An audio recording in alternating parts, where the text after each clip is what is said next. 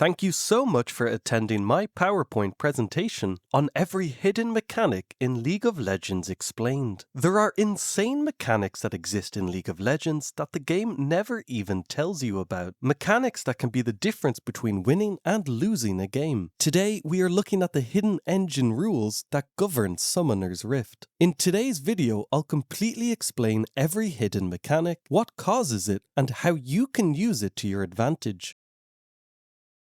Most players know that trying to solo Baron is a fool's errand without a highly specialized late-game build. It's because of his Void Corruption passive, which periodically fires magic bolts at nearby champions. The engine is programmed to target whoever has the fewest stacks of his debuff, spreading the pain evenly across your team to prevent a single player from tanking it all. If you stand in the pit alone, you are forced to tank every single bolt, acid pool, acid shot, and tentacle knockup. The fight drags on, and you quickly realize why these passives are the ultimate anti-solo mechanics. The real trap lies in two overlapping debuffs designed to completely break you. First, Baron's Gaze activates the moment he hits you, instantly halving your damage output for 8 seconds and dragging the encounter out. While you struggle to deal damage, his second passive, Aura of Destruction, strips away your armor and magic resistance flatly with every single stack, leaving you incredibly fragile. If you thought Baron was the only thing that could knock you down, wait until you try to escape a knockup.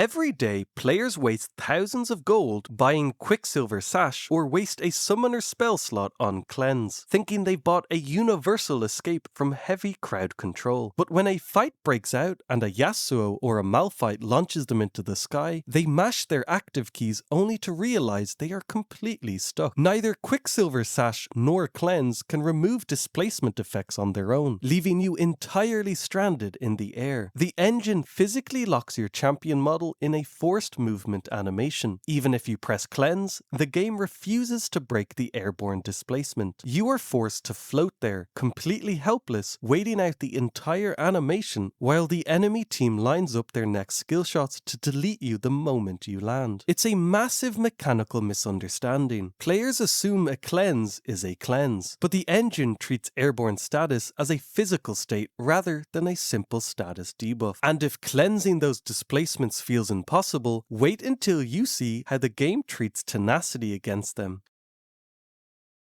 For standard stuns, slows, and roots, stacking Tenacity is the ultimate counter. You buy Merc Treads, run Legend Tenacity or Unflinching in your runes, and watch as enemy crowd control wears off almost instantly. It makes you feel completely unstoppable as a frontliner, but there is a massive trap waiting for tank players who think they can simply stat check their way out of every disable. The engine treats certain crowd control types as completely immune to your defensive stats. If you are drafting Tenacity to handle an enemy that relies on knockups, stasis, suppression, drowsy, or nearsight, you are throwing your gold directly into the trash. Tenacity does not reduce the duration of these specific status effects at all, leaving you fully vulnerable despite your Tenacity. You will still sit through the entire duration of Malzahar's ultimate or a Lulu knockup, completely unable to act while your defensive build does absolutely nothing to save you.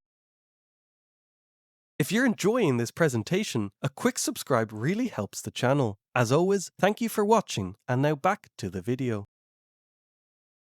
You're playing support, running through the river, and you desperately need vision inside the enemy jungle. The brush is pitch black, and walking face first into it is a death sentence. Normally, you'd think you'd have to walk right up to the wall to drop your ward, exposing yourself to a sudden ambush. But you don't actually have to risk your life to get that vision. The game's terrain engine has a massive quirk that you can easily exploit. When you target an impassable wall, the engine forces the ward to slide off to the nearest valid playable spot, extending its placement distance significantly. Since the map design doesn't allow wards to exist inside solid rock, this system forces the ward to slip off into the playable field in the shortest direction possible. By targeting the thickest part of the wall, you can trick the game into throwing the ward much further than your standard cast range, safely scouting deep territory from behind solid walls. It completely changes how you control vision in high pressure games, allowing you to secure vital information without ever stepping into a dangerous choke point.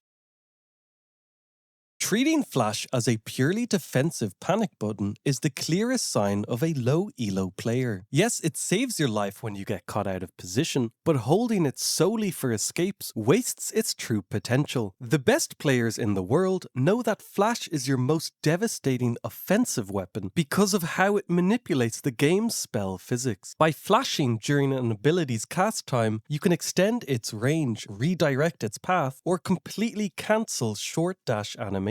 There is a reason players have theorized that Galio can flash after channeling his taunt, or you get one-shot by a Zoe Q 20 light years away. When you execute this mechanic, you completely bypass the standard casting animation that gives opponents time to react. The real magic happens because flashing after casting specific abilities instantly relocates their hitbox to the flash destination, completely eliminating the reactable window for your opponent. They don't get an animation startup warning, they just get hit instantly by a spell that was cast screen lengths away. But shifting your hitbox with flash isn't the only way to ignore normal defense lines. Some champions can ignore physical walls altogether.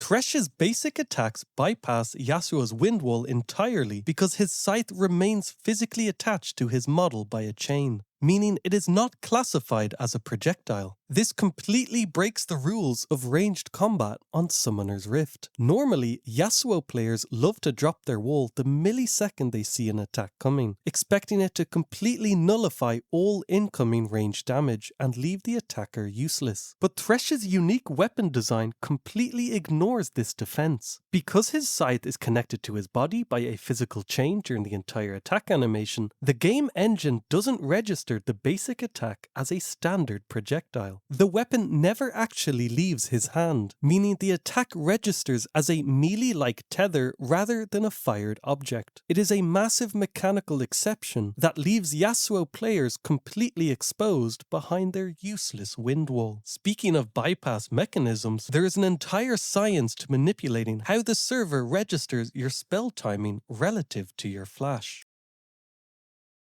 In League of Legends, the order in which you press your keys determines whether a play is a highlight reel engage or a complete embarrassment. If you flash first and then press your ability key, you are giving your opponents a massive visual warning. They see the flash, their reflexes kick in, and they easily dash or flash away before your spell animation even begins. I see players make this mistake constantly, and it completely ruins their initiation power. To make your attacks truly unreactable, you have to pre-cast your ability first and then immediately flash. Pre-casting an ability before flashing forces the server to execute the spell instantly at your new location, leaving 0 reaction frames for the target. By buffering the input this way, you eliminate the standard cast time delay that usually occurs after you flash. The server queues up the spell during your flash transit, forcing the hitbox to activate the exact millisecond your champion arrives at the destination. It is the absolute peak of mechanical efficiency, and mastering it is what separates average players from elite ones. While buffering your flash creates unreactable attacks, mastering general input buffering allows you to shut down the fastest champions in the game.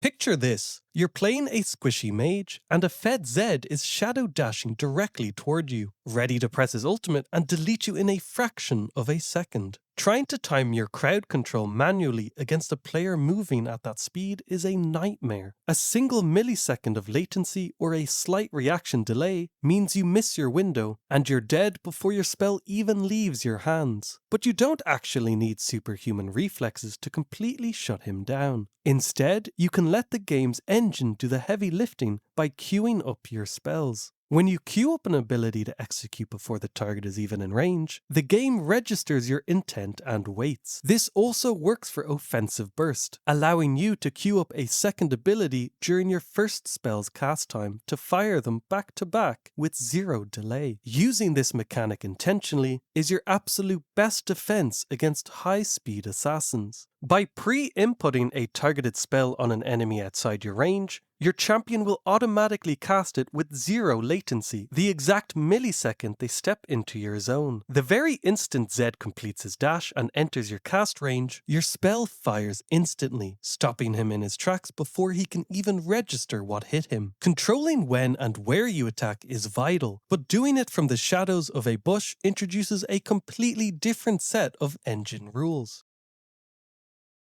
Ask any top lane player and they will tell you that dealing with ranged bullies like Teemo, Jace or Vayne is absolute torture. These players constantly abuse the lane brushes, stepping out to hit you with an auto attack before immediately ducking back inside to break your line of sight. It's a highly effective strategy because stepping into an unwarded bush instantly drops minion aggro, letting them harass you repeatedly while your minion's wave completely ignores them. But you can completely shut this down if you understand how the engine's AI behaves. The secret lies in a hidden rule governing champion behavior inside bushes. Standing in a warded bush causes your champion to auto-attack nearby targets automatically, whereas standing in an unwarded bush keeps your champion completely idle. By placing a single ward directly in that lane brush, you completely break their rhythm. The moment they step back inside to drop aggro, the ward keeps them visible, preventing the vision cut and forcing your minions to attack them. Even though attacking from a bush doesn't reveal the entire brush to your enemies, the ward ensures they can never drop aggro, turning their own bullying strategy against them. If breaking vision helps you drop aggro from minions, managing aggro under a turret is an entirely different beast, especially when you summon pets. If you play a champion like Annie or Yorick, pushing down enemy towers with your summons is incredibly easy. You have full control over Tibbers or Maiden, allowing you to command them to stay back, manage turret aggro, or step out of range before they take fatal damage. Even Heimerdinger can strategically place his stationary turrets to avoid immediate destruction under a tower. But if you play Naafiri, the game completely punishes you with a highly frustrating, uncontrollable targeting system. Unlike other summons, Naafiri's packmates are classified as long-lived, uncontrolled pets, meaning they will automatically draw tower aggro and die while attacking structures. You have absolutely no way to command them to step away or avoid the turret's attack zone while you are hitting the tower. The moment you step into range, your dogs charge forward, draw the turret's aggro, and get blasted to pieces one by one. It is a brutal mechanical limitation that forces Naafiri players to play completely differently when sieging objectives. Managing your summon's health is one thing, but understanding the visual math of your own health bar is an entirely different level of UI design. The absolute biggest map hack in League of Legends isn't some shady third-party program you buy online. It is the game's own engine leaking visual particles straight through the fog of war. Players constantly assume that as long as they are clearing camps in their own jungle or starting Baron in an unwarded pit, they are completely invisible to the enemy team. But they are dead wrong. The engine has a massive, long-standing vulnerability when it comes to rendering certain abilities. Key visual assets and spell particles remain fully visible to opponents, even when cast deep inside unwarded territory, giving away your position instantly. You can easily spot things like airy, smite animations, or specific abilities cutting through the darkness without having a single ward nearby. While some players theorize that only a few specific champion skills are coded with these trigger mechanisms, other sources speculate that these leaks aren't actually a bug, but rather hard-coded in the game's rendering engine. Either way, it is a massive oversight that completely compromises competitive integrity if you know what to look for. While visual leaks can ruin a sneaky play, the game's catch-up experience system can instantly ruin a massive gold lead. There is nothing more frustrating to the League player base than watching an opponent who spent the entire laning phase feeding their brains out suddenly catch up off a single chaotic mid-game fight. You can play absolutely perfectly for 15 minutes, freeze the wave, deny hundreds of gold in farm, and secure a massive level lead, only to watch it vanish in an instant because of one bad skirmish. The community constantly vents about how bloated catch-up mechanics like bounties and rubber band experience feel skill, arguing that they completely invalidate early game skill. But Riot's engine is specifically programmed to prevent games from snowballing out of control too quickly. The game's catch-up XP system heavily scales experience gains from takedowns based on how many levels behind the killer is, drastically punishing early snowballs. When a lower level champion secures a kill or an assist on a high level target, the experience payout is massive. It allows a champion who is 3 levels down to instantly bridge the gap off a single mistake, keeping the game artificial and forcing you to play absolutely flawless League of Legends even when you are massively ahead. And if catch-up experience feels like a forced narrative, wait until you trigger an actual canonical quest in the middle of your ranked match.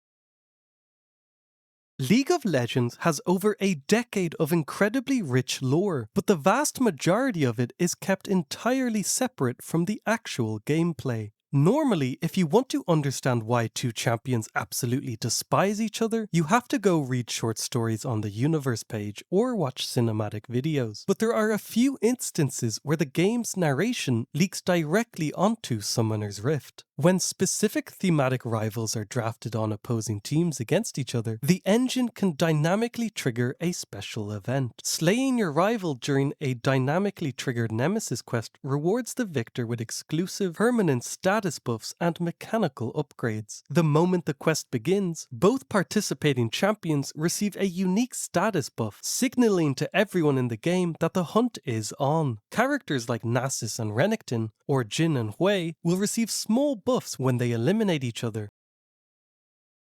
Thank you so much for watching. Don't forget to leave a like and subscribe.